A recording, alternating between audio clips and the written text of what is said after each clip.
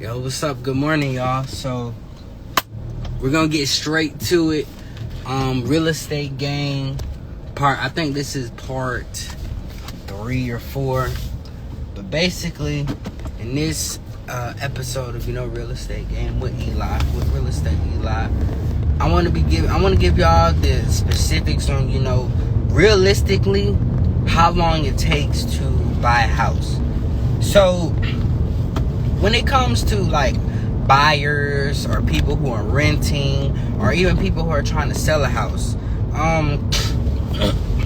typically you can get lucky in regards to in regards to selling your house really fast.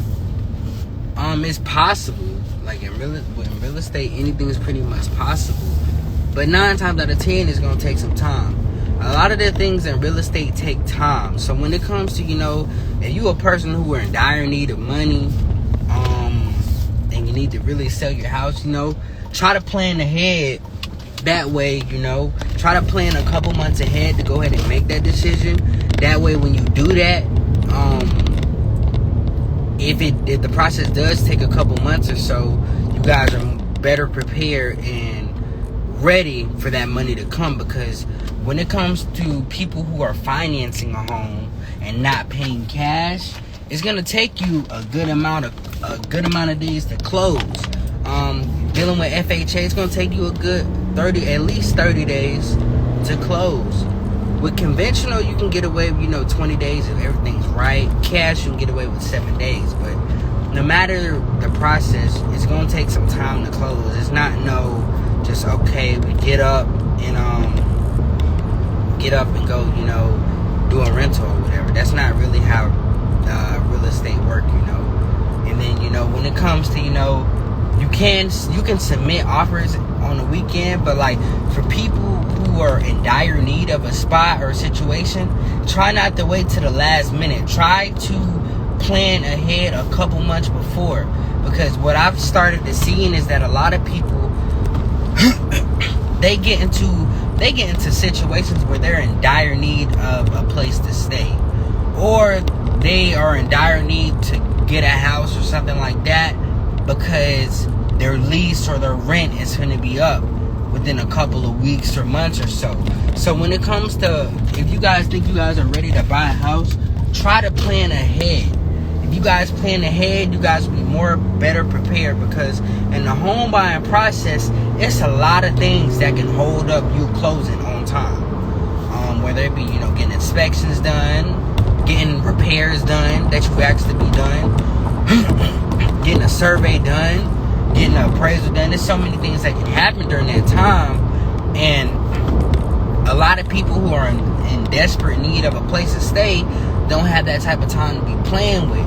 And it doesn't help when you guys put yourselves in those situations, as well as you guys start having a panic attack when you realize we're not gonna close on the day that we are scheduled to close on. So when it comes to you guys being in certain situations, such as you're in dire need of a place to stay, try to plan ahead for a couple months ahead of time. Even if you have to save up more money in the coming months or so, if you have to save up a large amount of capital just to stay at a hotel until things are solved, do that. But don't set yourselves up for failure and then try to come to an agent and then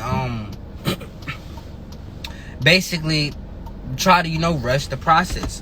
But real estate is getting very benefit. Unless you're paying out full cash, it's gonna be very hard for you guys to rush that process. You have to just continue to let us do our work, let the appraisers do their work, let the survey people do their work, let the inspector do their work, and of course let the title company do their work. And that way, once everybody does their work, everybody's on the same accord, then we can actually close. But it's not beneficial for you guys to put yourselves in dire needs of a place to stay, and then give yourself like a month time frame that, okay, I need to have a house this month. Like, that's not realistic when a market is doing so good, or when the market is really hot, it's going to be very hard for you to get something right then and there, especially during the fact that when the market is hot, you're also competing against other buyers, other sellers. So it's not like you're just gonna, I'm gonna find something and they're just gonna take what I have to offer. Everything has to be structured right. Everything has to fall into place. But what will help a lot of you guys is my current clients as well as future clients. Just try to be better prepared. Going back to the last live I did on this specific topic is go about getting your credit right. Make sure your credit's right.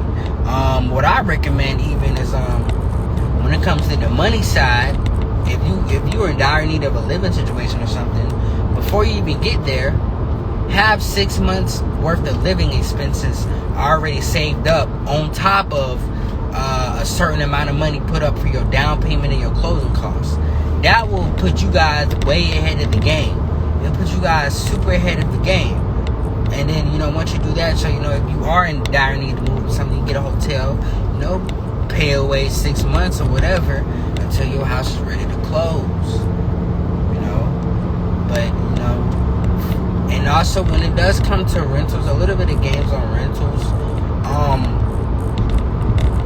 I know it's a very small amount of realtors who do deal with rentals, and I'm not really going to get into the reason why, but when it does come to rentals, guys, rentals is no different from actually the sale of property when it comes to a time frame in which you can get somebody in.